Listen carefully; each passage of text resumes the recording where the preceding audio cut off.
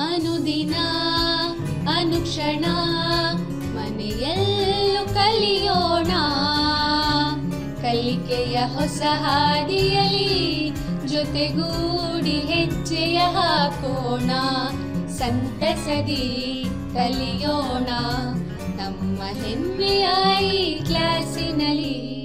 Yes sir. Yes teacher. Present ma'am. ಪ್ರೀತಿಯ ಮಕ್ಕಳೇ, ಎಲ್ಲರಿಗೂ 6ನೇ ತರಗತಿಯ ಪೂರ್ಣ ಸಂಖ್ಯೆಗಳು ಅಧ್ಯಾಯದ 3ನೇ ಹಾಗೂ ಕೊನೆಯ ಅವಧಿಗೆ ಸ್ವಾಗತ. ನಾವು ಲಾಸ್ಟ್ ಕ್ಲಾಸಲ್ಲಿ ಏನೇನು ಕಲ್ತಿದ್ದೀವಿ ಜ್ಞಾಪಕ ಇದೆಯಾ ಮಕ್ಕಳ? ಕರೆಕ್ಟ್, ಪೂರ್ಣ ಸಂಖ್ಯೆಗಳ ಕೆಲವೊಂದು ಗುಣಗಳನ್ನು ಕಲ್ತಿದ್ವಿ ಅಲ್ವಾ? ಯಾವ್ದ್ಯಾವ್ದನ್ನ ಕಲ್ತಿದ್ವಿ? ಆವೃತ ಗುಣ, ಪರಿವರ್ತನೀಯ ಗುಣ ಹಾಗೂ ಸಹವರ್ತನೀಯ ಗುಣದ ಬಗ್ಗೆ ಕಲ್ತಿದ್ದೀವಿ ಅಲ್ವಾ? ಲಾಸ್ಟ್ ಕ್ಲಾಸಲ್ಲಿ ನಾನು ಹೋಮ್ವರ್ಕ್ ಕೊಟ್ಟಿದ್ದೀನಿ ಅಲ್ವಾ? ಎಲ್ಲರೂ ನೀವು ಮಾಡಿರ್ತೀರಾ ಅಂದ್ಕೊಂಡಿದ್ದೀನಿ. ಯಾರ್ಯಾರು ಮಾಡಿದಿರೋ ಈಗ 1-2 ಪ್ರಶ್ನೆಗೆ ನಾನಿಲ್ಲಿ ಉತ್ತರನ ಹೇಳ್ತೀನಿ, ನೀವೇನು ಮಾಡಿ ಅದನ್ನು ಒಂದ್ಸಲ ಚೆಕ್ ಮಾಡ್ಕೊಳ್ಳಿ. ಮೊದಲನೇ ಪ್ರಶ್ನೆ, ಸಂಖ್ಯೆಗಳನ್ನು ಮರು ಏರ್ಪಾಡುಗೊಳಿಸಿ ಗುಣಲಬ್ಧ ಕಂಡುಹಿಡಿಯಿರಿ. ಅದರಲ್ಲಿ ಬಿ ಲೆಕ್ಕ ಏನು ಕೊಟ್ಟಿದ್ದೀನಿ? 8 ಗುಣಿಸು 345 ಗುಣಿಸು 125. ಯಾವ ಗುಣನ ಉಪಯೋಗಿಸ್ಕೊಂಡು ಮಾಡಿದ್ದೀರಾ ಮಕ್ಕಳ ಇದನ್ನು? ಕರೆಕ್ಟ್ ಅಲ್ವಾ? ಗುಣಾಕಾರದ ಸಹವರ್ತನೀಯ ಗುಣನ ಉಪಯೋಗಿಸ್ಕೊಂಡು ನೀವು ಇವಾಗಲೇ ಮಾಡಿರ್ತೀರಾ, ಆದರೂ ಒಂದ್ಸಲ ನೋಡ್ಕೊಂಬರೋಣ. ಯಾವ್ದ್ಯಾವ್ದನ್ನ ಇಲ್ಲಿ ಗುಂಪು ಮಾಡಿದ್ರೆ ಗುಣಾಕಾರ ಮಾಡೋದಕ್ಕೆ ಸುಲಭ ಆಗುತ್ತೆ? 8 ಮತ್ತು 125 ಅಲ್ವಾ? ಇವೆರಡನ್ನ ಒಟ್ಟಿಗೆ ಗುಣಿಸಿದ್ರೆ 1000 ಬರೋದ್ರಿಂದ ಅದನ್ನು ಒಟ್ಟಿಗೆ ಗುಂಪು ಮಾಡಿದ್ದೀನಿ. ಹಾಗಾಗಿ ಯಾವ ರೀತಿ ಬರ್ಕೊಂಡಿದ್ದೀನಿ ನಾನು? 345 ಇಂಟು 125 ಮತ್ತು 8ನ್ನ ಬ್ರ್ಯಾಕೆಟಲ್ಲಿ ಬರ್ಕೊಂಡಿದ್ದೀನಿ. ಇವೆರಡನ್ನ ಗುಣಿಸಿದ್ರೆ ಎಷ್ಟು ಬರುತ್ತೆ? 1000 ಬರುತ್ತೆ. ಈಗ ಗುಣಾಕಾರ ನಮಗೆ ಸುಲಭ ಆಯ್ತಲ್ವಾ? ಸೊ 1000ದಿಂದ ಗುಣಿಸೋದಂದ್ರೆ ಏನು ಮಾಡಬೇಕು? 345 ಒಂದ್ಲಿ 345, 3 ಸೊನ್ನೆಗೆ 3 ಸೊನ್ನೆ ಹಾಕಿದ್ರಾಯ್ತು. ಇದ್ರ ಉತ್ತರ ಎಷ್ಟು ಬಂತು? 3,45,000. ಈಗ ಇನ್ನೊಂದು ಲೆಕ್ಕ ನೋಡ್ಕೊಂಬರೋಣ. ಸಂಖ್ಯೆಗಳನ್ನು ಮರು ಏರ್ಪಾಡುಗೊಳಿಸಿ ಮೊತ್ತ ಕಂಡುಹಿಡಿಯಿರಿ ಅಂತ ಕೊಟ್ಟಿದ್ದೀನಲ್ವಾ? ಇಲ್ಲಿ ಯಾವ್ದ್ಯಾವ್ದನ್ನ ಗುಂಪು ಮಾಡಿದ್ರೆ ಕೂಡೋದಕ್ಕೆ ಸುಲಭ ಆಗುತ್ತೆ? ಇಲ್ಲಿ ಯಾವ ಗುಣ ಬಳಸಬೇಕು? ಸಂಕಲನದ ಸಹವರ್ತನೀಯ ಗುಣ ಅಲ್ವಾ? ಯಾವ್ದ್ಯಾವ್ದನ್ನ ಗುಂಪು ಮಾಡಿದ್ರೆ ಕೂಡ್ಸೋದಕ್ಕೆ ಸುಲಭ ಆಗುತ್ತೆ? ಇಲ್ಲಿ 2 ಮತ್ತು 8 ಕೂಡಿಸಿದ್ರೆ 10 ಬರೋದ್ರಿಂದ ನಾನೇನು ಮಾಡ್ತೀನಿ? ಇವೆರಡನ್ನ ಒಂದು ಗುಂಪು ಮಾಡಬೇಕು. 453 ಮತ್ತು 647 ಇನ್ನೊಂದು ಗುಂಪು ಮಾಡಬೇಕು. ಈಗ ಇವೆರಡನ್ನ ಕೂಡಿಸಿದ್ರೆ ಎಷ್ಟು ಬಂತು? 3500. 453 ಮತ್ತು 647 ಕೂಡಿಸಿದ್ರೆ ಎಷ್ಟು ಬರುತ್ತೆ? 1100. ಈಗ ನಮಗೆ ಸಂಕಲನ ಮಾಡೋದು ಸುಲಭ ಆಯಿತು. ಉತ್ತರ ಎಷ್ಟು? 4600. ಸರಿಯಾಗಿ ಮಾಡಿದ್ದೀರಾ ಅಂದ್ಕೊಂಡಿದ್ದೀನಿ ಮಕ್ಕಳ. ಯಾರ್ಯಾರು ಮಾಡಿಲ್ವೋ, ಸ್ವಲ್ಪ ಕಷ್ಟ ಆಗಿದೆಯೋ ಈಗ ಹೇಳ್ಕೊಟ್ಟಿದ್ದೀನಲ್ವಾ, ಆಮೇಲೆ ಅದನ್ನು ಪರಿಹಾರ ಮಾಡಿ. ಆಯಿತಾ ಮಕ್ಕಳ? ಇವತ್ತಿನ ತರಗತಿಯಲ್ಲಿ ನಾವು ಏನೇನು ತಿಳ್ಕೊತೀವಿ ಅನ್ನೋ ಕ್ಯೂರಿಯಾಸಿಟಿ ನಿಮಗೂ ಇರಬಹುದಲ್ವಾ? ಇವತ್ತಿನ ತರಗತಿಯಲ್ಲಿ ನಾವು ವಿಭಾಜಕ ಗುಣ, ಅನನ್ಯತಾಂಶ ಹಾಗೂ ಸಂಖ್ಯೆಗಳ ಕೆಲವೊಂದು ವಿನ್ಯಾಸಗಳ ಬಗ್ಗೆ ತಿಳ್ಕೊಳ್ಳೋಣ. ನೋಡಿ ಮಕ್ಕಳ, ಚಿಂಟುಗೊಂದು ಡೌಟ್ ಬರುತ್ತೆ. ಏನು? 13 ಗುಣಿಸು 105 ಈ ಗುಣಾಕಾರನ ಯಾವುದಾದ್ರೂ ಸುಲಭ ವಿಧಾನದಲ್ಲಿ ಮಾಡೋಕ್ಕಾಗತ್ತಾ ಅಂತ ಅವನಿಗೆ ಯೋಚನೆ ಬರುತ್ತೆ. ಅವನೇನು ಮಾಡ್ತಾನೆ? ಅವನ ಶಿಕ್ಷಕರ ಹತ್ರ ಹೋಗಿ ಕೇಳ್ತಾನೆ, ಇದನ್ನು ಯಾವುದಾದ್ರೂ ರೀತಿಯಲ್ಲಿ ಸುಲಭವಾಗಿ ಗುಣಾಕಾರ ಮಾಡಬಹುದಾ ಅಂತ. ಅವ್ರ ಟೀಚರು ಅದಕ್ಕೆ ಉತ್ತರನ ಹೇಳ್ಕೊಡ್ತಾರೆ. ನಿಮಗೂ ಸಹ ಸುಲಭ ವಿಧಾನ ಕಲಿಯೋ ಆಸಕ್ತಿ ಇದೆ ಅಲ್ವಾ ಮಕ್ಕಳ? ಹಾಗಾದರೆ ಆ ಸುಲಭ ವಿಧಾನನ ನಾವು ಪೂರ್ಣ ಸಂಖ್ಯೆಗಳ ವಿಭಾಜಕ ಗುಣದ ಮೂಲಕ ತಿಳ್ಕೊಳ್ಳೋಣ. ಮೊದಲಿಗೆ ಸಂಕಲನದ ಮೇಲೆ ಗುಣಾಕಾರದ ವಿಭಾಜಕತೆ ಅಂದರೆ ಏನು ಅನ್ನೋದನ್ನು ಒಂದು ಚಟುವಟಿಕೆ ಮೂಲಕ ಅರ್ಥ ಮಾಡ್ಕೊಳ್ಳೋಣ. ನೋಡಿ ಮಕ್ಕಳ, ನಾನು 20 ಪ್ಲಾಸ್ಟಿಕ್ ಹೂಗಳನ್ನು ಈ ರೀತಿ ಜೋಡಿಸಿದ್ದೀನಿ. ಕಂಬ ಸಾಲಿನಲ್ಲಿ 4 ಹೂ ಇದೆ, ಅಡ್ಡ ಸಾಲಿನಲ್ಲಿ 5 ಹೂ ಇದೆ. ಒಟ್ಟು ಎಷ್ಟಿದೆ? ಇಲ್ಲಿ 20 ಹೂಗಳಿವೆ. ಇದನ್ನು ನಾನು ಗುಣಾಕಾರದಲ್ಲಿ ಹೇಗೆ ಬರಿಬಹುದು? 4 ಇಂಟು 5 ಅಂತ ಬರಿಬಹುದಲ್ವಾ? ಇಲ್ಲಿ 4 ಇದೆ, ಇಲ್ಲಿ 5 ಇದೆ. ಇಲ್ಲಿ 5ರಲ್ಲಿ 3 ಹಸಿರು ಬಣ್ಣದ ಹೂ ಇದೆ, 2 ಕೆಂಪು ಬಣ್ಣದ ಹೂ ಇದೆ ಅಲ್ವಾ? ಹಾಗಾಗಿ ನಾನು ಈ 5ನ್ನ ಈ ರೀತಿನೂ ಬರಿಬಹುದು. 4 ಇಂಟು 3 ಪ್ಲಸ್ 2. ಯಾಕೇಳಿ? ಇಲ್ಲಿ 4, ಇಲ್ಲಿ 3 ಹಸಿರು ಬಣ್ಣದ್ದು ಪ್ಲಸ್ 2 ಕೆಂಪು ಬಣ್ಣದ್ದು. ಅರ್ಥ ಆಯ್ತಲ್ವಾ ಮಕ್ಕಳ? ಈಗ ಇದನ್ನ ಏನ್ ಮಾಡ್ತೀನಿ? ನಾನು ವಿಭಜನೆ ಮಾಡ್ತೀನಿ. ನೋಡಿ ಮಕ್ಕಳ, ಅದೇ ಹೂಗಳನ್ನ ವಿಭಜನೆ ಮಾಡಿ ಇಲ್ಲಿ 12 ಹೂ ಇದೆ ಹಸಿರು ಬಣ್ಣದ್ದು, ಇಲ್ಲಿ ಕೆಂಪು ಬಣ್ಣದ್ದು 8 ಹೂ ಇದೆ. ಈ ರೀತಿ ನಾನು ಜೋಡಿಸಿದ್ದೀನಿ. ಇದನ್ನ ಈಗ ಗುಣಾಕಾರದಲ್ಲಿ ಹೇಗೆ ಬರೆಯೋದು? ಕಂಬ ಸಾಲಿನಲ್ಲಿ 4, ಅಡ್ಡ ಸಾಲಿನಲ್ಲಿ 3. 4 ಇಂಟು 3 ಪ್ಲಸ್ ಇಲ್ಲೂ ಸಹ ಕಂಬ ಸಾಲಿನಲ್ಲಿ 4 ಇದೆ, ಇಲ್ಲಿ ಅಡ್ಡ ಸಾಲಿನಲ್ಲಿ 2 ಇದೆ. ಹೇಗೆ ಬರಿಬಹುದು ಹಾಗಾದ್ರೆ? ನೋಡಿ, ಈ ರೀತಿ ಬರಿಬಹುದಲ್ವಾ? 4 ಇಂಟು 3 ಪ್ಲಸ್ 4 ಇಂಟು 2. ಇದರಿಂದ ನಮ್ಗೆ ಏನ್ ಗೊತ್ತಾಗುತ್ತೆ? ಮೊದಲಿಗೆ ಹೇಗೆ ಬರೆದ್ವಿ? 4 ಇಂಟು 3 ಪ್ಲಸ್ 2 ಸಮ 4 ಇಂಟು 3 ಪ್ಲಸ್ 4 ಇಂಟು 2 ಅಂತ ಗೊತ್ತಾಗುತ್ತೆ. ಇದನ್ನೇ ನಾವೇನಂತ ಹೇಳೋದು? ವಿಭಾಜಕ ನಿಯಮ. ಮೊದಲು 5ನ ಒಟ್ಟಿಗೆ ಜೋಡಿಸಿದ್ವಿ, ಅದನ್ನ ವಿಭಜನೆ ಮಾಡಿ 3 ಮತ್ತೆ 2 ಆಗಿ ಜೋಡಿಸಿದ್ವಿ. ಹಾಗಾಗಿ 4 ಇಂಟು 3 ಪ್ಲಸ್ 2 ಅಂದ್ರೆ 4 ಇಂಟು 3 ಮೊದಲಿಗೆ ಬರಿಬಹುದು, ಪ್ಲಸ್ 4 ಇಂಟು 2 ಅಂತ ಬರಿಬಹುದು. ಇದನ್ನೇ ನಾವು ಸಂಕಲನದ ಮೇಲೆ ಗುಣಾಕಾರದ ವಿಭಾಜಕತೆ ಅಂತ ಕರಿತೀವಿ. ಚಟುವಟಿಕೆ ನೋಡ್ಕೊಂಬಂದ್ರಲ್ವಾ ಮಕ್ಕಳ? ಈಗ ಇನ್ನೊಂದು ಉದಾಹರಣೆ ನೋಡೋಣ. ಒಂದು ಶಾಲೆಯ ಕ್ಯಾಂಟೀನ್ನಲ್ಲಿ ಪ್ರತಿದಿನ ಒಬ್ಬ ವಿದ್ಯಾರ್ಥಿಗೆ ಊಟಕ್ಕೆ 20 ರೂಪಾಯಿ ಮತ್ತು ಹಾಲಿಗೆ 4 ರೂಪಾಯಿ ಶುಲ್ಕ ವಿಧಿಸಲಾಗುತ್ತದೆ. ಇವುಗಳಿಗಾಗಿ ವಿದ್ಯಾರ್ಥಿಯು 5 ದಿನಗಳಲ್ಲಿ ಎಷ್ಟು ಖರ್ಚು ಮಾಡುತ್ತಾನೆ? ಇದನ್ನ ನಾವು 2 ವಿಧಾನದಲ್ಲಿ ಪರಿಹಾರ ಮಾಡಬಹುದು. ವಿಧಾನ 1, ಮೊದಲಿಗೆ ಏನ್ ಮಾಡಬೇಕು? ಒಂದು ದಿನದ ಊಟ ಮತ್ತು ಹಾಲಿಗೆ ಆಗುವ ಒಟ್ಟು ಖರ್ಚು. ಊಟಕ್ಕೆ ಎಷ್ಟು? 20, ಹಾಲಿಗೆ 4 ರೂಪಾಯಿ. ಅದನ್ನ ನಾವು ಫಸ್ಟ್ ಕೂಡಿಸ್ಕೊಬೇಕು. ಹಾಗಾದ್ರೆ 5 ದಿನಗಳಿಗೆ ಆಗುವ ಖರ್ಚು ಎಷ್ಟು? ಏನ್ ಮಾಡಬೇಕು? ಕೂಡಿಸಿರೋದಕ್ಕೆ 5ರಿಂದ ಗುಣಿಸ್ಬೇಕು. ಉತ್ತರ ಎಷ್ಟು ಬರುತ್ತೆ? 5 ಗುಣಿಸು 20 ಪ್ಲಸ್ 4 ಅಂದ್ರೆ 24. ಉತ್ತರ 120 ಅಲ್ವಾ? ಈಗ ಇನ್ನೊಂದು ವಿಧಾನ ನೋಡೋಣ ಮಕ್ಕಳ. ಒಂದು ದಿನಕ್ಕೆ ಊಟಕ್ಕೆ ಎಷ್ಟು ಖರ್ಚು ಮಾಡ್ತಾನೆ ಅವನು? 20 ರೂಪಾಯಿ ಅಲ್ವಾ? 20 ರೂಪಾಯಿ ಖರ್ಚು ಮಾಡ್ತಾನೆ. ಹಾಗಾದ್ರೆ 5 ದಿನಗಳಿಗೆ ತಗಲುವ ಒಟ್ಟು ಖರ್ಚು ಎಷ್ಟು? ಏನ್ ಮಾಡಬೇಕು? 5ರಿಂದ ಗುಣಿಸ್ಬೇಕು. 5 ಇಂಟು 20 ಮಾಡಿದ್ದೀನಿ. ಉತ್ತರ ಎಷ್ಟು ಬರುತ್ತೆ? 100 ಬರುತ್ತೆ. ಅದೇ ರೀತಿ ಒಂದು ದಿನದ ಹಾಲಿಗೆ ಎಷ್ಟು ಖರ್ಚು ಮಾಡ್ತಾನೆ ಅವನು? 4 ರೂಪಾಯಿ ಖರ್ಚು ಮಾಡ್ತಾನೆ. ಹಾಗಾದ್ರೆ 5 ದಿನಗಳಿಗೆ ಹಾಲಿಗೆ ಒಟ್ಟು ಎಷ್ಟು ರೂಪಾಯಿ ಆಗುತ್ತೆ ಅವನಿಗೆ? 5 ಇಂಟು 4 ಅಂದ್ರೆ 20 ರೂಪಾಯಿ ಆಗುತ್ತೆ. ಹಾಗಾದ್ರೆ ಅವನ ಒಟ್ಟು ಖರ್ಚು ಎಷ್ಟಾಯ್ತು? 100 ಪ್ಲಸ್ 20 ಅಂದ್ರೆ 120. ಇಲ್ಲೂ ಸಹ ಉತ್ತರ ಎಷ್ಟು ಬಂತು? 120. ಅಂದ್ರೆ ಯಾವುದೇ ವಿಧಾನದಲ್ಲಿ ನಾವು ಪರಿಹಾರ ಮಾಡಬಹುದು. ಈ ಉದಾಹರಣೆಯಿಂದ ಏನ್ ಗೊತ್ತಾಗುತ್ತೆ ಮಕ್ಕಳ? 5 ಇಂಟು 20 ಪ್ಲಸ್ 4 ಅಂದ್ರೆ 5 ಇಂಟು 20 ಪ್ಲಸ್ 5 ಇಂಟು 4. ನಾವು ಈ ರೀತಿ ಬರಿಬಹುದಲ್ವಾ? ಇದನ್ನೇ ನಾವು ಏನಂತ ಕರಿತೀವಿ? ಸಂಕಲನದ ಮೇಲೆ ಗುಣಾಕಾರದ ವಿಭಾಜಕತೆಯ ಗುಣ ಅಂತ ಕರಿತೀವಿ.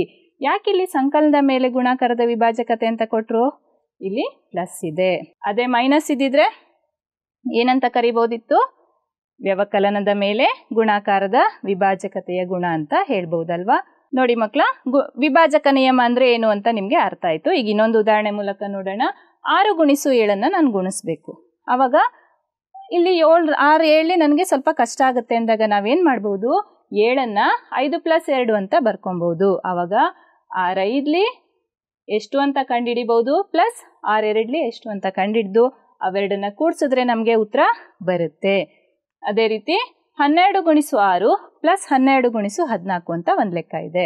ಅವಾಗ ಇಲ್ಲಿ ಗುಣಾಕಾರ ಸ್ವಲ್ಪ ಕಷ್ಟ ಅಂತ ನಮ್ಗನ್ಸಿದ್ರೆ ಇಲ್ಲಿ ಎರಡರಲ್ಲೂ ಸಾಮಾನ್ಯ ಯಾವ್ದಿದೆ? 12 ಇದೆ ಅಲ್ವಾ? ಆ 12ನ ಹೊರಗೆ ತೆಗೆದ್ರೆ ಬ್ರಾಕೆಟ್ ಒಳಗಡೆ ಏನು ಉಳ್ಕೊಳ್ಳುತ್ತೆ? 6 ಮತ್ತೆ 14. 6 14 ಕೂಡಿಸಿದ್ರೆ 20 ಬರುತ್ತೆ. ಹಾಗಾಗಿ ನಮಗೆ ಗುಣಾಕಾರ ಮಾಡೋದು ಸುಲಭ ಆಗುತ್ತೆ. ಈ ರೀತಿ ವಿಭಾಜಕ ನಿಯಮದಿಂದ ಕೆಲವೊಂದು ಗುಣಾಕಾರನ ನಾವೇನ್ ಮಾಡ್ಬೋದು? ಸುಲಭವಾಗಿ ಪರಿಹಾರ ಮಾಡ್ಬೋದು. ಚಿಂಟುಗೆ ಯಾವ ರೀತಿ ಸುಲಭ ಉಪಾಯ ಸಿಕ್ತು ಅಂತ ನಿಮ್ಗೆ ಗೊತ್ತಾಯ್ತಲ್ವಾ? ನಿಮಗೂ ಇವಾಗ ಗುಣಾಕಾರದ ಲೆಕ್ಕನ ಸುಲಭವಾಗಿ ಹೇಗೆ ಮಾಡೋದು ಅಂತ ಗೊತ್ತಾಯ್ತಲ್ವಾ? ಯಾವ ನಿಯಮನ ಬಳಸ್ಕೋಬೇಕಿಲ್ಲಿ? ವಿಭಾಜಕ ನಿಯಮನ ಬಳಸ್ಕೊಂಡು ಮಾಡ್ತೀವಿ. ನೋಡಿ ಮಕ್ಕಳ, ಪುಟ್ಟಿ ತೋಟದಲ್ಲಿ ಸೋಮವಾರ ಎಷ್ಟು ಹೂವು ಬಿಟ್ಟಿದೆ? 2 ಹೂವು ಬಿಟ್ಟಿತ್ತು. ಅವಳಿಗೆ ಕ್ಯೂರಿಯಾಸಿಟಿ, ಮಂಗಳವಾರ ಎಷ್ಟು ಹೂವು ಬಿಡುತ್ತೆ ನೋಡೋಣ ಅಂತ. ಮಂಗಳವಾರ ಹೋಗಿ ನೋಡ್ತಾಳೆ, ಎಷ್ಟು ಹೂವು ಇದೆ? 2 ಹೂವು ಇದೆ. ಹಾಗಾದ್ರೆ ಮಂಗಳವಾರ ಬಿಟ್ಟಿರೋ ಹೂವನ್ನ ನೀವು ಯಾವುದೋ ಒಂದು ಸಂಖ್ಯೆನಲ್ಲಿ ಹೇಳಿ ಅಂದ್ರೆ ಹೇಗೆ ಹೇಳ್ತೀರಾ? ನಿಮ್ಗೆ ಆವಾಗಲೇ ಗೊತ್ತಲ್ವಾ? ಏನೂ ಇಲ್ಲ ಅನ್ನೋದನ್ನ ಯಾವ ಸಂಕೇತದಿಂದ ಸೂಚಿಸ್ತೀವಿ? 0 ಅಲ್ವಾ? ಹಾಗಾಗಿ ಇದನ್ನ ನಾವು ಹೇಗೆ ಬರಿಬಹುದು? 2 ಪ್ಲಸ್ 0 ಅಂದ್ರೆ 2 ಅಂತ ಬರಿಬಹುದು ಅಲ್ವಾ? ಇನ್ನೂ ಕೆಲವು ಉದಾಹರಣೆ ನೋಡೋಣ ಮಕ್ಕಳ. 15ಕ್ಕೆ 0 ಸೇರಿಸಿದ್ರೆ ಎಷ್ಟು? ಸರಿಯಾಗಿ ಹೇಳ್ತಾ ಇದ್ದೀರಲ್ವಾ? 15. 0ಗೆ 36 ಕೂಡಿಸಿದ್ರೆ ಎಷ್ಟು ಬರುತ್ತೆ? 36. 125ಕ್ಕೆ 0 ಕೂಡಿಸಿದ್ರೆ ಎಷ್ಟು? 125. ಇವೆಲ್ಲ ಉದಾಹರಣೆಗಳಿಂದ ನಿಮ್ಗೆ ಏನು ಗೊತ್ತಾಯ್ತು? ಯೋಚನೆ ಮಾಡಿ. ಸರಿಯಾಗಿ ಹೇಳ್ತಾ ಇದ್ದೀರಾ. ಯಾವುದೇ ಸಂಖ್ಯೆಗೆ 0ನ ಕೂಡಿಸಿದ್ರೆ ಅದರ ಬೆಲೆನಲ್ಲಿ ವ್ಯತ್ಯಾಸ ಆಗುತ್ತಾ? ಇಲ್ಲ. ಇದನ್ನೇ ನಾವೇನಂತೀವಿ? ಸಂಕಲನದ ಅನನ್ಯತಾಂಶ. ಹಾಗಾಗಿ 0ನ ಸಂಕಲನದ ಅನನ್ಯತಾಂಶ ಅಂತ ಹೇಳ್ತೀವಿ. ಯಾಕೆ? ಯಾವುದೇ ಸಂಖ್ಯೆಗೆ ನೀವು 0ನ ಕೂಡಿಸಿದ್ರೆ ಅದರ ಬೆಲೆನಲ್ಲಿ ಯಾವುದೇ ವ್ಯತ್ಯಾಸ ಆಗೋದಿಲ್ಲ ಅಲ್ವಾ? ಈಗ ಗುಣಾಕಾರದ ಅನನ್ಯತಾಂಶ ಅಂದರೆ ಏನು ಅಂತ ನೋಡೋಣ. ನೋಡಿ ಮಕ್ಕಳ, ಇಲ್ಲಿ ಒಂದು ಪ್ಯಾಕೆಟಲ್ಲಿ ಎಷ್ಟು ಪೆನ್ಸಿಲ್ ಇದೆ? 4 ಇದೆ. ಅಂಥದ್ದು ಒಂದು ಹುಡುಗ ಒಂದು ಪ್ಯಾಕೆಟನ್ನು ಅಂಗಡಿಗೆ ಹೋಗಿ ತಗೋತಾನೆ ಅಂದ್ಕೊಳ್ಳಿ. ಒಟ್ಟು ಎಷ್ಟು ಪೆನ್ಸಿಲ್ ಆಗುತ್ತೆ ಅವನ ಹತ್ರ? 4 ಪೆನ್ಸಿಲ್ ಆಗುತ್ತೆ. ಇದನ್ನು ಹೇಗೆ ಬರಿಬೋದು? 4 × 1 = 4 ಅಂತ ಬರಿಬಹುದು. ಅದೇ ರೀತಿ ಒಂದು ಪ್ಯಾಕೆಟ್ ಬಿಸ್ಕೆಟಲ್ಲಿ ಎಷ್ಟು ಬಿಸ್ಕೆಟ್ ಇದೆ? 12 ಬಿಸ್ಕೆಟ್ ಇರುತ್ತೆ. ಒಟ್ಟು ಎಷ್ಟು ಬಿಸ್ಕೆಟ್ ಆಯಿತು? ಇದನ್ನು ಗುಣಾಕಾರದಲ್ಲಿ ಹೇಗೆ ಬರಿಬೋದು? 1 × 12 = 12 ಅಂತ ಬರಿಬಹುದು ಅಲ್ವಾ? ಅದೇ ರೀತಿ 14 ಎಷ್ಟು? 14. 1ಕ್ಕೆ 53ರಿಂದ ಗುಣಿಸಿದ್ರೆ ಉತ್ತರ ಎಷ್ಟು? 53. ಇವೆಲ್ಲ ಉದಾಹರಣೆಯಿಂದ ನೀವು ಏನು ನಿರ್ಧಾರಕ್ಕೆ ಬಂದ್ರಿ? ಸರಿಯಾಗಿ ಯೋಚಿಸ್ತಾ ಇದ್ದೀರಲ್ವಾ? ಯಾವುದೇ ಸಂಖ್ಯೆಗೆ 1ರಿಂದ ಗುಣಾಕಾರ ಮಾಡಿದಾಗ ಅದರ ಬೆಲೆನಲ್ಲಿ ಯಾವುದಾದ್ರೂ ವ್ಯತ್ಯಾಸ ಆಗುತ್ತಾ? ಇಲ್ಲ. ಹಾಗಾಗಿ 1ನ್ನು ನಾವೇನಂತೀವಿ? ಗುಣಾಕಾರದ ಅನನ್ಯತಾಂಶ ಅಂತ ಕರಿತೀವಿ. ಹಾಗಾದರೆ ಸಂಕಲನದ ಅನನ್ಯತಾಂಶ ಅಂದರೆ ಯಾವುದು? 0. ಗುಣಾಕಾರದ ಅನನ್ಯತಾಂಶ ಅಂದರೆ ಯಾವುದು? 1. ಅರ್ಥ ಆಯ್ತಲ್ವಾ ಮಕ್ಕಳ? ಈಗ ನಾವು ಪೂರ್ಣ ಸಂಖ್ಯೆಗಳ ಕೆಲವೊಂದು ವಿನ್ಯಾಸಗಳ ಬಗ್ಗೆ ತಿಳ್ಕೊಳ್ಳೋಣ. ಪೂರ್ಣ ಸಂಖ್ಯೆಗಳನ್ನು ನಾನು ಚುಕ್ಕೆಗಳ ರೂಪದಲ್ಲಿ ವ್ಯಕ್ತಪಡಿಸಿ ಆ ಚುಕ್ಕೆಗಳನ್ನು ನಾನು ಬೇರೆ ಬೇರೆ ಆಕಾರದಲ್ಲಿ ಜೋಡಿಸಿದಾಗ ಯಾವ್ಯಾವ ಆಕಾರದಲ್ಲಿ ಯಾವ್ಯಾವ ಸಂಖ್ಯೆಗಳನ್ನು ಜೋಡಿಸೋಕ್ಕಾಗತ್ತೆ ಅಂತ ಈಗ ತಿಳ್ಕೊಳ್ಳೋಣ. ಮೊದಲಿಗೆ ಸರಳ ರೇಖೆ ಮತ್ತು ಆಯತಾಕಾರದಲ್ಲಿ ಯಾವ್ಯಾವ ಸಂಖ್ಯೆಗಳನ್ನು ಜೋಡಿಸೋಕ್ಕಾಗತ್ತೆ ಅಂತ ಒಂದು ಚಟುವಟಿಕೆ ಮೂಲಕ ತಿಳ್ಕೊಳ್ಳೋಣ. ಮಕ್ಕಳ, ಮೊದಲಿಗೆ ನಾವು ಸರಳ ರೇಖೆಯಲ್ಲಿ ಯಾವ್ಯಾವ ಸಂಖ್ಯೆಗಳನ್ನು ಜೋಡಿಸ್ಬೋದು ಅಂತ ನೋಡೋಣ. ನೋಡಿ, ಇಲ್ಲಿ 2ನ್ನ ಸರಳ ರೇಖೆಯಲ್ಲಿ ಜೋಡಿಸ್ಬೋದು, 3ನ್ನ ಜೋಡಿಸ್ಬೋದು, 4ನ್ನ ಒಂದು ಸರಳ ರೇಖೆಯಲ್ಲಿ ಜೋಡಿಸ್ಬೋದು, 5, 6 ನೋಡಿದ್ರಲ್ವಾ? ಈ ರೀತಿ ಎಲ್ಲಾ ಸಂಖ್ಯೆಗಳನ್ನ ನಾವೇನ್ ಮಾಡಬಹುದು? ಚುಕ್ಕಿಗಳಾಗಿ ಬರ್ಕೊಂಡಾಗ ಅದನ್ನ ಸರಳ ರೇಖೆಯಲ್ಲಿ ಜೋಡಿಸಬಹುದು. ಮಕ್ಕಳ, ನಿಮ್ಗಿಲ್ಲಿ ಯಾವ ಆಕಾರ ಕಾಣಿಸ್ತಾ ಇದೆ? ಸರಿಯಾಗಿ ಹೇಳ್ತಾ ಇದ್ದೀರಾ, ಆಯತಾಕಾರ ಅಲ್ವಾ? ನಾನಿಲ್ಲಿ ಮಣಿಗಳನ್ನ ಆಯತಾಕಾರದಲ್ಲಿ ಜೋಡಿಸಿದ್ದೀನಿ. ಇಲ್ಲಿ ಎಷ್ಟು ಮಣಿ ಇದೆ? 6. ಹಾಗಾಗಿ 6ನ್ನ ನಾವು ಆಯತಾಕಾರದಲ್ಲಿ ಜೋಡಿಸಬಹುದು. ಇಲ್ಲೆಷ್ಟು ಮಣಿಗಳಿವೆ? 8. ಸಂಖ್ಯೆ 8ನ್ನು ಸಹ ನಾವು ಆಯತಾಕಾರದಲ್ಲಿ ಜೋಡಿಸಬಹುದು. ಇಲ್ಲೆಷ್ಟು ಮಣಿ ಇದೆ? 12. 12ನ್ನು ಸಹ ಆಯತಾಕಾರದಲ್ಲಿ ಜೋಡಿಸಬಹುದು. ಇದೇ ರೀತಿ ಅನೇಕ ಸಂಖ್ಯೆಗಳನ್ನ ನಾವು ಏನ್ ಮಾಡಬಹುದು? ಆಯತಾಕಾರದಲ್ಲಿ ಜೋಡಿಸಬಹುದು. ನೋಡಿದ್ರಲ್ವಾ ಮಕ್ಕಳ ಚಟುವಟಿಕೆನಲ್ಲಿ ಯಾವ್ಯಾವ ಸಂಖ್ಯೆಗಳನ್ನ ಸರಳ ರೇಖೆ ಮತ್ತು ಆಯತವಾಗಿ ಜೋಡಿಸಕ್ಕಾಯ್ತು ಅಂತ. ಈಗ ಅದೇ ರೀತಿ ತ್ರಿಭುಜಾಕಾರ ಮತ್ತು ಚೌಕಾಕಾರದಲ್ಲಿ ಯಾವ್ಯಾವ ಸಂಖ್ಯೆಗಳನ್ನು ನಾವು ಜೋಡಿಸಬಹುದು ಅನ್ನೋದನ್ನು ಸಹ ಇವಾಗ ತಿಳ್ಕೊಳ್ಳೋಣ. ಮಕ್ಕಳ, ನಾವಿವಾಗ ಚೌಕಾಕಾರದಲ್ಲಿ ಯಾವ್ಯಾವ ಸಂಖ್ಯೆಗಳನ್ನು ಜೋಡಿಸ್ತೀವಿ ಅಂತ ನೋಡೋಣ. ನೋಡಿ, ಇಲ್ಲಿ ನಾನೇನ್ ಮಾಡಿದ್ದೀನಿ? ಸಂಖ್ಯೆಗಳ ಬದಲಾಗಿ ಮಣಿಗಳನ್ನ ತಗೊಂಡಿದ್ದೀನಿ. ಇಲ್ಲಿ ಎಷ್ಟು ಮಣಿ ಇದೆ? 4. ಚೌಕ ಅಂದ್ರೆ ನಿಮಗೆ ಗೊತ್ತು, ಉದ್ದ ಮತ್ತು ಅಗಲಗಳು ಸಮನಾಗಿರ್ಬೇಕಲ್ವಾ? ಹಾಗಾಗಿ ಇಲ್ಲಿ 4 ಅನ್ನೋದನ್ನ ನಾನು ಚೌಕಾಕಾರದಲ್ಲಿ ಜೋಡಿಸಬಹುದು. ಮುಂದಿನ ಚೌಕಾಕಾರದಲ್ಲಿ ಜೋಡಿಸಬಹುದಾದ ಸಂಖ್ಯೆ ಯಾವುದು? ಸರಿ, ಯಾವುದು? 9. ಯಾಕಂದ್ರೆ ಒಂದೊಂದು ಸಾಲಿನಲ್ಲಿ 3 ಅಂತೆ ಜೋಡಿಸಿದಾಗ ಅಡ್ಡ ಸಾಲಿನಲ್ಲೂ 3, ಕಂಬ ಸಾಲಿನಲ್ಲೂ 3, ಹಾಗಾಗಿ 9. ಮುಂದಿನ ಚೌಕಾಕಾರದಲ್ಲಿ ಜೋಡಿಸಬಹುದಾದ ಸಂಖ್ಯೆ ಯಾವುದು? ಎಷ್ಟಿದೆ ಒಟ್ಟಿಲ್ಲಿ? 16. ಹೇಗೆ ಜೋಡಿಸಿದೀವಿ? 4, 4, 4, 4. ಹಾಗಾದ್ರೆ ಮುಂದಿನ ಸಂಖ್ಯೆ ಯಾವ್ದಿರ್ಬಹುದು? 16ರ ನಂತರದ ಸಂಖ್ಯೆ? ಸರಿಯಾಗಿ ಯೋಚಿಸ್ತಿದ್ದೀರಲ್ವಾ? 5, 5, 5, 5, 5, 5 ಸಲ ಜೋಡಿಸ್ಕೊಂಡ್ ಬಂದ್ರೆ 5 × 5 25. ಇದೇ ರೀತಿ ಮುಂದುವರಿಯುತ್ತೆ. ಮಕ್ಕಳ, ನಾವಿವಾಗ ತ್ರಿಭುಜಾಕಾರದಲ್ಲಿ ಯಾವ್ಯಾವ ಸಂಖ್ಯೆಗಳನ್ನ ಜೋಡಿಸಬಹುದು ಅಂತ ನೋಡೋಣ. ಈ 3 ಮಣಿಗಳನ್ನ ನಾನು ಏನ್ ಮಾಡಿದ್ದೀನಿ? ತ್ರಿಭುಜಾಕಾರದಲ್ಲಿ ಜೋಡಿಸಿದ್ದೀನಿ. ಹಾಗಾಗಿ 3 ಅನ್ನೋದು ಒಂದು ತ್ರಿಭುಜ ಸಂಖ್ಯೆ. ಮುಂದಿನ ತ್ರಿಭುಜ ಸಂಖ್ಯೆ ಬೇಕು ಅಂದ್ರೆ ನಾವು ಯಾವ ರೀತಿ ಜೋಡಿಸ್ತೀವಿ ಅಂದ್ರೆ, ನೋಡಿ, ಈ ರೀತಿ ಜೋಡಿಸ್ಬೇಕು. ಇಲ್ಲಿ ಒಂದಿದ್ರೆ ಇಲ್ಲಿ 2, ನಂತರದ ಸಾಲಿನಲ್ಲಿ 3 ಜೋಡಿಸ್ಬೇಕು. ನೀವು ರಂಗೋಲಿ ಹಾಕ್ತಿರಲ್ವಾ ಆ ರೀತಿ. ಈಗ ಇಲ್ಲಿ ಎಷ್ಟು ಮಣಿಗಳಿದೆ?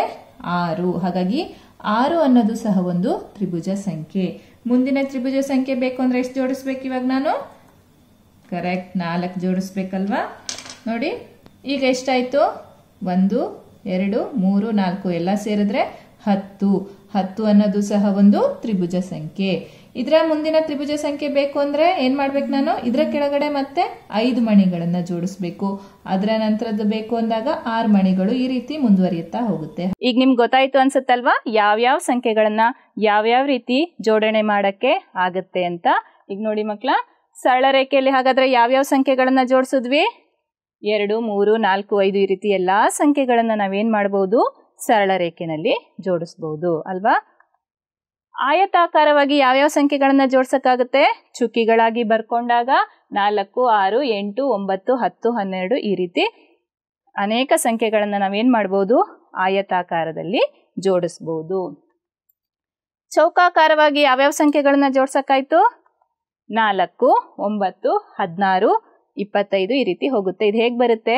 2 2 4, 3 3 9, 4 4 16 ಈ ರೀತಿ ಒಂದು ಸಂಖ್ಯೆಗೆ ಅದೇ ಸಂಖ್ಯೆಯಿಂದ ಗುಣಿಸಿದ್ರೆ ಬರುತ್ತಲ್ವಾ? ಆ ಎಲ್ಲಾ ಸಂಖ್ಯೆಗಳನ್ನ ನಾವೇನ್ ಮಾಡಬಹುದು? ಚೌಕಾಕಾರದಲ್ಲಿ ಜೋಡಿಸಬಹುದು. ತ್ರಿಭುಜಾಕಾರದಲ್ಲಿ ಯಾವ್ಯಾವ ಸಂಖ್ಯೆಗಳನ್ನ ಜೋಡಿಸಿದ್ವಿ? 3, 6, 10, 15, 21 ಇದು ಹೇಗೆ ಬರುತ್ತೆ? ಅವಾಗಲೇ ನೀವು ನೋಡಿದ್ದೀರಾ. 3ಕ್ಕೆ 3ನ್ನ ಕೂಡಿಸಿದ್ರೆ 6 ಬರುತ್ತೆ. ಮುಂದಿನ ತ್ರಿಭುಜ ಸಂಖ್ಯೆಗೆ ನಾನು 6ಕ್ಕೆ ಎಷ್ಟು ಕೂಡಿಸ್ಬೇಕು? 4ನ್ನ ಕೂಡಿಸ್ಬೇಕು. ಅದರ ಮುಂದಿನ ತ್ರಿಭುಜ ಸಂಖ್ಯೆಗೆ 10ಕ್ಕೆ 5ನ್ನ ಕೂಡಿಸ್ಬೇಕು. ನೆಕ್ಸ್ಟ್ 15ಕ್ಕೆ 6ನ್ನ ಕೂಡಿಸ್ಬೇಕು. ನೆಕ್ಸ್ಟ್ 7ನ್ನ ಕೂಡಿಸ್ಬೇಕು. ಈ ರೀತಿ ಮಾಡ್ಕೊಂಡು ಹೋದಾಗ ನಮ್ಗೇನು ಸಿಗುತ್ತೆ? ತ್ರಿಭುಜ ಸಂಖ್ಯೆಗಳು ಸಿಗುತ್ತೆ. ಮಕ್ಕಳ ಇಲ್ಲಿ ನೋಡ್ಬೋದು, 1 ಅನ್ನೋದು ಎಲ್ಲಾದರೂ ಇದೆಯಾ? ಇಲ್ಲ ಅಲ್ವಾ? ಯಾಕೆ? ನಾನು 1 ಅನ್ನೋ ಸಂಖ್ಯೆನ ಒಂದು ಚುಕ್ಕಿನಲ್ಲಿ ತಗೊಂಡ್ರೆ ಒಂದೇ ಒಂದು ಚುಕ್ಕಿ ಬರುತ್ತೆ. ಆ ಚುಕ್ಕಿಯಿಂದ ನನಗೆ ಸರಳ ರೇಖೆ ಆಗಿರ್ಬೋದು, ಆಯತ ಆಗಿರ್ಬೋದು ಮಾಡೋದಕ್ಕೆ ಆಗಲ್ಲ. ಹಾಗಾಗಿ ನಾನು ಇಲ್ಲಿ 1ನ್ನ ತಗೊಂಡಿಲ್ಲ. ಆದರೆ ಮುಂದೆ 8ನೇ ಕ್ಲಾಸಿಗೆ ಹೋದಾಗ ನೀವು 1 ಸಹ ವರ್ಗ ಸಂಖ್ಯೆ, ತ್ರಿಭುಜ ಸಂಖ್ಯೆ ಅನ್ನೋದನ್ನ ಅಲ್ಲಿ ನೀವು ಕಲಿತೀರಾ. ಮಕ್ಕಳ, ನಿಮ್ಗಿಲ್ಲಿ ಕೋಷ್ಟಕ ಕಾಣಿಸ್ತಾ ಇದೆ ಅಲ್ವಾ? ಇಲ್ಲಿ ಯಾವ್ಯಾವ ಸಂಖ್ಯೆಗಳನ್ನ ಯಾವ್ಯಾವ ರೀತಿ ಜೋಡಿಸ್ಬಹುದು ಅನ್ನೋದನ್ನ ಬರೆದಿದ್ದೀನಿ. ಉದಾಹರಣೆಗೆ 2 ಅನ್ನೋದನ್ನ ಸರಳ ರೇಖೆಯಲ್ಲಿ ಜೋಡಿಸ್ಬಹುದು, ಇನ್ಯಾವ ರೀತಿನಲ್ಲೂ ಜೋಡ್ಸಕ್ಕೆ ಆಗಲ್ಲ. 3 ಅನ್ನೋದನ್ನ ಸರಳ ರೇಖೆನಲ್ಲಿ ಬರಿಬಹುದು, ಅದೇ ರೀತಿ ತ್ರಿಭುಜವಾಗಿ ಜೋಡಿಸ್ಬಹುದು. ಈ ರೀತಿ ಇದೆ. ಈ ಕೋಷ್ಟಕ ನಿಮ್ಮ ಪಠ್ಯಪುಸ್ತಕದಲ್ಲೂ ಸಹ ಇದೆ. ತರಗತಿಯ ನಂತರ ಆ ಪಠ್ಯಪುಸ್ತಕದಲ್ಲಿರೋ ಕೋಷ್ಟಕನ ನೀವು ಏನು ಮಾಡಬೇಕು? ಭರ್ತಿ ಮಾಡಬೇಕು. ಯಾವ ರೀತಿ ಮಾಡಬೇಕು ಅನ್ನೋದನ್ನ ಚಟುವಟಿಕೆ ಮೂಲಕ ನಾನು ತೋರಿಸಿದ್ದೀನಿ, ನೋಡ್ಕೊಂಬನ್ನಿ. ಮಕ್ಕಳ, ಇಲ್ಲಿ ಎಷ್ಟು ಮಣಿಗಳಿವೆ? ಸರಿಯಾಗಿ ಹೇಳ್ತಾ ಇದ್ದೀರಾ, 5 ಮಣಿ ಇದೆ ಅಲ್ವಾ? ಇದನ್ನ ನಾನೀಗ ಯಾವ್ಯಾವ ಆಕಾರದಲ್ಲಿ ಜೋಡ್ಸಕ್ಕಾಗತ್ತೆ ಅಂತ ನೋಡೋಣ. ಮೊದಲಿಗೆ ಯಾವ ಆಕಾರ ಇದು? ಸರಳ ರೇಖೆ. ಹಾಗಾಗಿ 5ನ್ನ ಸರಳ ರೇಖೆನಲ್ಲಿ ಜೋಡಿಸಬಹುದು. ಈಗ 5ನ್ನ ಆಯತಾಕಾರದಲ್ಲಿ ಜೋಡ್ಸಕ್ಕಾಗತ್ತಾ ನೋಡೋಣ. ಆಗುತ್ತಾ? ಇಲ್ಲ. ಆಯತಾಕಾರ ಆಗ್ಬೇಕು ಅಂದ್ರೆ ಇಲ್ಲಿ 3 ಇದ್ರೆ ಇಲ್ಲೂ 3 ಇರಬೇಕು, ಅಥವಾ ಇಲ್ಲಿ 2 ಇದ್ರೆ ಕೆಳಗಡೆನೂ 2 ಇರ್ಬೇಕಲ್ವಾ?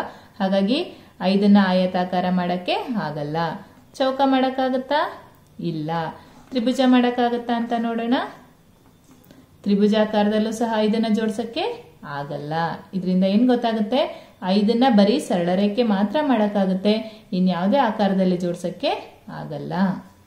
ಮಕ್ಕಳ, ಇವಾಗ ಸಂಖ್ಯೆ 6ನ್ನ ಯಾವ್ಯಾವ ಆಕಾರದಲ್ಲಿ ಜೋಡ್ಸಕ್ಕಾಗತ್ತೆ ಅಂತ ನೋಡೋಣ. ನಾನೇನ್ ಮಾಡಿದ್ದೀನಿ? 6 ಮಣಿಗಳನ್ನ ತಗೊಂಡಿದ್ದೀನಿ. ನೋಡಿ, ಇವಾಗ ಈ ರೀತಿ ಜೋಡಿಸಿದಾಗ ಇದು ಯಾವ ಆಕಾರ ಆಯ್ತು? ಸರಳ ರೇಖೆ. ನಿಮ್ಗೆ ಗೊತ್ತು, ಎಲ್ಲಾ ಸಂಖ್ಯೆಗಳನ್ನ ಸರಳ ರೇಖೆನಲ್ಲಿ ಜೋಡ್ಸಕ್ಕೆ ಆಗತ್ತೆ. ಈಗ ಇದನ್ನ ಈ ರೀತಿ ಜೋಡಿಸಿದಾಗ ಯಾವ ಆಕಾರ ಆಗುತ್ತೆ? ಇದು ಆಯತ. ಈಗ ಇದನ್ನ ಇನ್ನೊಂದು ರೀತಿ ಆಯತನೂ ಮಾಡಬಹುದು. ನಾನು ಯಾವ ರೀತಿ ಜೋಡಿಸಬಹುದು ನೋಡಿ.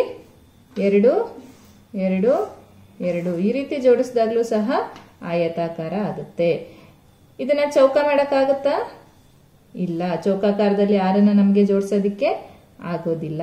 ತ್ರಿಭುಜಾಕಾರದಲ್ಲಿ ನೋಡೋಣ.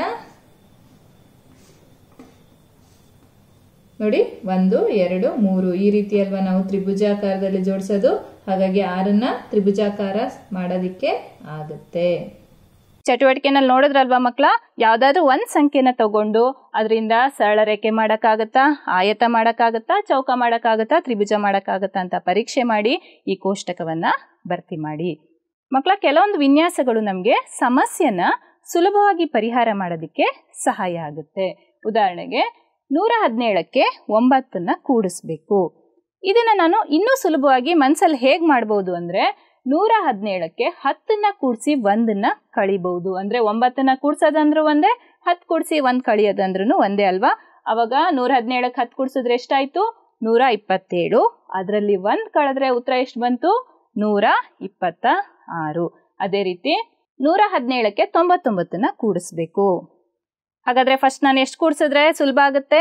ಸರಿಯಾಗಿ ಯೋಚನೆ ಮಾಡ್ತಾ ಇದ್ದೀರಾ? ಫಸ್ಟ್ 100ನ್ನು ಕೂಡಿಸಿ 1ನ್ನು ಕಳೀರಿ. 117ಕ್ಕೆ 100ನ್ನು ಕೂಡಿಸಿದ್ರೆ 217. ಅದರಲ್ಲಿ 1 ಕಳೆದ್ರೆ ಎಷ್ಟು ಬರುತ್ತೆ ಉತ್ತರ? 216. ಅದೇ ರೀತಿ 117ರಲ್ಲಿ 9ನ್ನು ಕಳಿಬೇಕು. 9ನ್ನು ಕಳೆಯೋ ಬದಲು 10 ಕಳಿಯೋದು ಸುಲಭ ಅಲ್ವಾ ನಮಗೆ. ಹಾಗಾಗಿ ನಾವೇನು ಮಾಡ್ಬೋದು? 10ನ್ನು ಕಳೆದು 1ನ್ನು ಕೂಡಿಸಿದ್ರೆ 9 ಕಳೆದಂಗೆ ಆಗುತ್ತೆ ಅಲ್ವಾ. ಹಾಗಾಗಿ 117ರಲ್ಲಿ 10 ಕಳೆದ್ರೆ ಎಷ್ಟು? 107. ಅದಕ್ಕೆ 1 ಕೂಡಿಸಿದ್ರೆ 108. ಅದೇ ರೀತಿ 117ರಲ್ಲಿ 99 ಕಳಿಬೇಕು. ಸರಿಯಾಗಿ ಯೋಚನೆ ಮಾಡ್ತಾ ಇದ್ದೀರಲ್ವಾ? 117ರಲ್ಲಿ ಫಸ್ಟ್ ಎಷ್ಟನ್ನ ಕಳಿಯೋಣ? 100ನ್ನು ಕಳೆದು ಅದಕ್ಕೆ 1ನ್ನು ಕೂಡಿಸಿದ್ರೆ ಎಷ್ಟು ಬರುತ್ತೆ? 117ರಲ್ಲಿ 100 ಕಳೆದ್ರೆ 17. ಅದಕ್ಕೆ 1 ಕೂಡಿಸಿದ್ರೆ ಉತ್ತರ 18. ನೋಡಿ ಮಕ್ಕಳ, ಈ ರೀತಿ ಸಮಸ್ಯೆಗಳನ್ನು ನಾವು ಏನು ಮಾಡ್ಬೋದು? ಸುಲಭವಾಗಿ ಮಾನಸಿಕವಾಗಿಯೇ ನಾವು ಪರಿಹಾರ ಮಾಡ್ಬೋದು. ಅದೇ ರೀತಿ ಇನ್ನೊಂದು ಉದಾಹರಣೆನ ನೋಡೋಣ. 84ಕ್ಕೆ 9ರಿಂದ ಗುಣಿಸ್ಬೇಕು. ಈಗ 9ರಿಂದ ಗುಣಿಸೋವಾಗ ನಾನೇನು ಮಾಡ್ಬೋದು? 9 ಅಂದರೆ 10 - 1 ಅಂತ ಬರ್ಕೊಂಡಾಗ 84 ಗುಣಿಸು 10 - 1 ಆಗುತ್ತೆ. ಇಲ್ಲಿ 84 × 10 ಅಂದರೆ 840. 84 × 1 ಅಂದರೆ 84. ಹಾಗಾಗಿ 840ರಲ್ಲಿ 84 ಕಳೆದ್ರೆ ಎಷ್ಟು? 756. ಅದೇ ರೀತಿ 84ಕ್ಕೆ 99ರಿಂದ ಗುಣಿಸ್ಬೇಕು. 99ನ್ನು ನಾವು ಹೇಗೆ ಬರ್ಕೋಬಹುದು?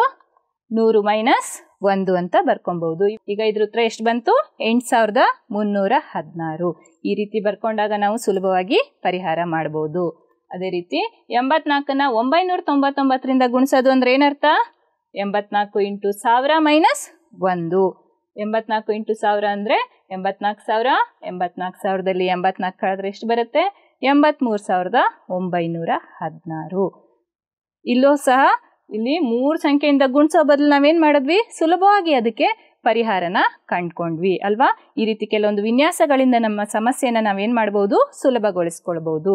ಇದಲ್ಲದೆ ಮಕ್ಕಳ, 9ರಿಂದ ಗುಣಿಸೋಕ್ಕೆ ಇನ್ನೂ ಒಂದು ಸುಲಭ ವಿಧಾನ ಇದೆ. ಅದು ಯಾವುದು ಅಂತ ನೋಡೋಣ. ನೋಡಿ, ಇಲ್ಲಿ 36 × 99 ಅಂತ ಇದೆ. ಈ ರೀತಿ 9, 99, 999 ಈ ರೀತಿ 99 ಇರೋ ಯಾವುದೇ ಸಂಖ್ಯೆನ ನಾವು ಸುಲಭವಾಗಿ ಹೇಗೆ ಮಾಡೋದು ಅಂದರೆ, 36ರ ಹಿಂದಿನ ಸಂಖ್ಯೆನ ಬರ್ಕೊಬೇಕು. ಯಾವುದು? 35. ಇಲ್ಲಿ 3ಕ್ಕೆ ಎಷ್ಟು ಸೇರಿಸಿದ್ರೆ 9? 6. ಅದನ್ನ ಇಲ್ಲಿ ಬರಿಬೇಕು. 5ಕ್ಕೆ ಎಷ್ಟು ಸೇರಿಸಿದ್ರೆ 9 ಆಗುತ್ತೆ? 4 ಅಲ್ವಾ. ಅದನ್ನ ಇಲ್ಲಿ ಬರಿಬೇಕು. ಹಾಗಾದ್ರೆ ಇದ್ರ ಉತ್ತರ ಎಷ್ಟಾಯ್ತು? 3564. ಅದೇ ರೀತಿ ಇನ್ನೊಂದು ಸಮಸ್ಯೆ ನೋಡೋಣ ಮಕ್ಕಳ. 79ಕ್ಕೆ 999ರಿಂದ ಗುಣಿಸ್ಬೇಕು. ಇಲ್ಲಿ ಗುಣ್ಯದಲ್ಲಿ 2 ಅಂಕಿ ಇದೆ, ಗುಣಕದಲ್ಲಿ 3 ಅಂಕಿ ಇದೆ. ಇಲ್ಲಿ ಎರಡರಲ್ಲೂ ಸೇಮ್ ಇತ್ತು, ಸುಲಭವಾಗಿ ಮಾಡಿದ್ವಿ ನಾವು. ಇಲ್ಲಿ ನಾನೇನು ಮಾಡಬೇಕು? ಗುಣ್ಯದಲ್ಲೂ ಸಹ ನಾನು 3 ಸಂಖ್ಯೆನ ಮಾಡ್ಕೊಬೇಕು. ಆವಾಗ ನಾನು ಇಲ್ಲಿ ಒಂದು 0ನ ಸೇರಿಸ್ಕೋಬಹುದಲ್ವಾ. 0 ಸೇರಿಸ್ಕೊಂಡ್ರೆ ಯಾವುದೇ ಬೆಲೆಯಲ್ಲಿ ವ್ಯತ್ಯಾಸ ಆಗೋದಿಲ್ಲ. ಇಲ್ಲಿ 79ರ ಹಿಂದಿನ ಸಂಖ್ಯೆ 78. ಆದರೆ ನನಗೆ 3 ಅಂಕಿ ಬೇಕಿರೋದ್ರಿಂದ ಹೇಗೆ ಬರ್ಕೋಬಹುದು? ಇದನ್ನ 078 ಅಂತ ಬರ್ಕೋಬಹುದು. ಈಗ 999ರಿಂದ ಗುಣಿಸೋದು ಅಂದರೆ ನಾನು ಏನು ಮಾಡಬೇಕು? 0ಗೆ 8 ಸೇರಿಸಿದ್ರೆ 9 ಬರುತ್ತೆ? 9. 7ಕ್ಕೆ 8 ಸೇರಿಸಿದ್ರೆ 9 ಬರುತ್ತೆ? 2.